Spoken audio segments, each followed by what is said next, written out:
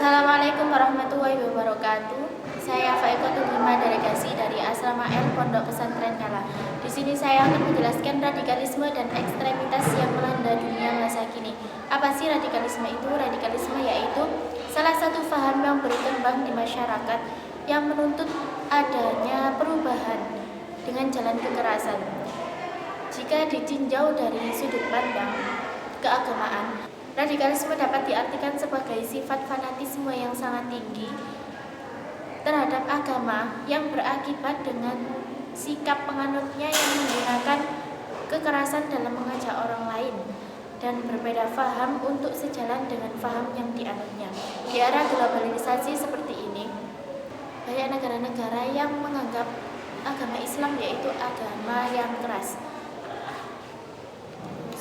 Islam sendiri tidak hanya bermadhab Syafi'i, tetapi banyak madhab-madhab yang dianut oleh agama Islam dan aliran-aliran yang lain. Menurut Rifki Nofriansyah, radikalisme dapat diartikan sebagai ideologi yang menganut transformasi dan pembaruan sistem sosial dan politik yang melalui kekerasan. Salah satu faktor dari radikalisme yaitu memahami teks-teks agama dalam arti kata yang paling benar, sehingga kaum radikal memahami Islam hanya dari kulitnya, tidak dari dalamnya, dan hanya menentukan dari dalil-dalil dan hadis-hadis yang sudah ditulis dalam Al-Quran dan hadis, tetapi tidak memiliki gagasan tentang sifat agama, pengetahuan agama yang berada di tengah-tengah proses pengajaran. Jadi radikalisme itu bisa menimbulkan terjadinya kesalahpahaman karena kurang pahamnya ajaran Islam tersebut. Menurut Kamus Besar Bahasa Indonesia, radikalisme diartikan sebagai secara menyeluruh, habis-habisan, amat keras, dan menuntut perubahan. Jadi radikalisme itu menuntut agama yang dianutnya untuk melalui perubahan yang harus baik, tidak ada toleransi bagi orang yang berbuat jelek. Dalam penafsirannya terdapat dalam Quran surat Al-Baqarah ayat 143 tentang ayat Al-Quran yang menentang siapapun berbuat radikalisme. Wa kadzalika ja'alnakum ummatan wasatan litakunu syuhada'a 'alan nasi wa yakuna ar-rasulu 'alaikum syahida. Dari kalimat ummatan wasaton atau umat yang berlaku adil dan pertengahan. Jadi ummatan wasaton yaitu berarti umat tersebut berlaku adil dan bisa menengahi suatu permasalahan. Tampak jelas bahwa umat Islam dilarang melampaui batasan yang telah ditetapkan syariat, baik dalam keyakinan maupun amalan. Menurut Alif Jabal Qurti, syariat Islam pada dasarnya melindungi dan menghargai manusia sebagai individu yang bermartabat. Semua tindakan yang melawan kebebasan dan martabat manusia bertentangan dengan syariat. Ayat-ayat Al-Quran yang membincangkan tentang jihad kenyataannya juga tidak mengarahkan umat Islam untuk melakukan kekerasan sehingga memaksa pemeluk agama lain untuk memeluk agama Islam. Pemaknaan jihad dalam artian boleh melakukan perang itu hanya sebatas membela diri karena mengalami penindasan yang dilakukan oleh musuh. Jadi makna jihad itu biasanya dilakukan dengan peperangan, itu hanya sebatas untuk membela dirinya karena ada penindasan yang dilakukan oleh musuh. Jadi apabila kita diserang oleh musuh, maka kita berhak berjihad untuk membela agama Islam tersebut. Dalam penafsirannya terdapat Quran surat Al-Hujurat ayat 9. Terdapat beberapa poin penting dari metode penafsiran maupun pandangan Ibnu Asyur tentang Islam yang dapat dijadikan pedoman bagi umat Islam agar tidak radikal dalam pikiran maupun tindakan, serta terus mengusung spirit nilai-nilai universal Islam dalam menjalani kehidupannya. Apa yang disebut universal Islam? Universal Islam yaitu kita harus berpikir luas atau luas terhadap agama Islam.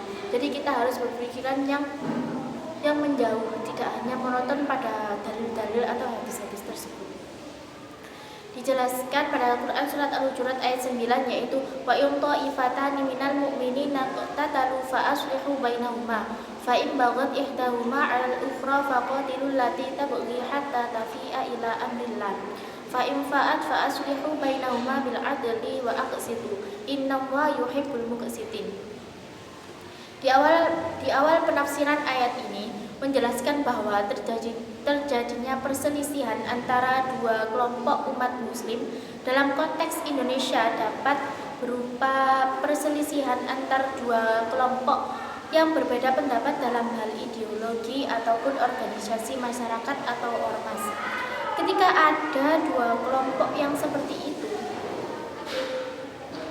dan salah satu dari kelompok tersebut berbuat zalim, maka Allah memerintahkan untuk memerangi golongan tersebut agar kembali kepada perintah Allah seperti awalnya. Kita sebagai umat Islam ada banyak pencegahan paham radikalisme. Apa sih general education itu? General education yaitu rasionalitas yang berupaya untuk menjadikan sebagai kontribusi berupa gagasan dan pemikiran solusif untuk pencegahan paham radikalisme. General education mempunyai makna bahwa mahasiswa diberi pemahaman wawasan kebangsaan seperti pemahaman terhadap Pancasila sebagai landasan ideologi bangsa, memahami persatuan dan kesatuan melalui NKRI, dan memahami keragaman suku dan budaya Indonesia. Di era seperti ini, generasi milenial melanda dunia.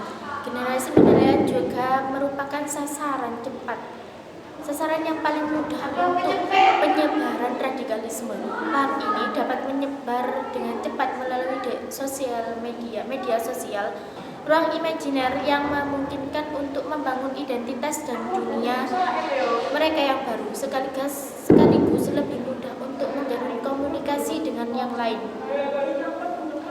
Hal tersebut merupakan celah bagi generasi milenial untuk menciptakan paham radikalisme di masa sekarang. Kembali pada konteks awal, yaitu kita harus berperilaku baik terhadap siapapun itu, baik terhadap sesama muslim dan non-muslim. Kaum muslim harus menghormati agama-agama selain Islam, rumah ibadah mereka, simbol agama yang mereka sakralkan, dan tokoh-tokohnya juga harus mendapatkan penghormatan. Jadi orang kafir itu juga berhak untuk mendapatkan penghormatan dari agama Islam. Maka agama Islam juga harus menghormati agama non-muslim, dan orang non-muslim juga harus menghormati agama Islam tersebut. Maka dari itu Al-Quran melarang keras umat Islam untuk melakukan penghinaan terhadap keyakinan dan simbol-simbol kesucian agama lain. Hal ini dinyatakan dalam surat Al-An'am ayat 108. Wala tasubbu alladziina yad'uuna min dunillahi fayasubbu Allaha 'adwan bighairi 'ilm. Kadzalika zayyana likulli ummatin 'amalahum tsumma ila rabbihim marji'uhum fayunabbi'uhum bima kanu ya'malun. Jadi umat Islam justru diperintahkan untuk menunjukkan toleransi dan penghormatan kepada eksistensi agama lain. Selain itu, Islam sangat mendorong akhlak yang baik dalam kehidupan pribadi maupun sosial. Perintah untuk berbuat baik kepada orang lain disampaikan secara berulang di dalam Al-Quran.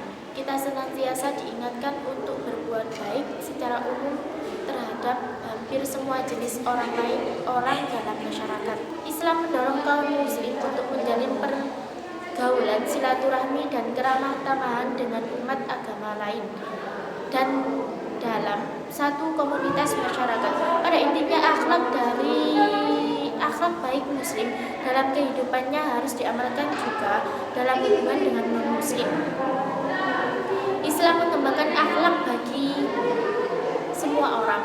Seorang muslim harus menghormati dan menghargai individu lain tanpa melihat apakah pihak lain itu sealiran, sesuku, seide, semadhab, seagama atau tidak. Sebab muslim diharapkan cukup berorientasi pada kebaikan Allah. Sekian itu penjelasan dari kami tentang radikalisme dan ekstremitas yang melanda dunia masa kini. Assalamualaikum warahmatullahi wabarakatuh.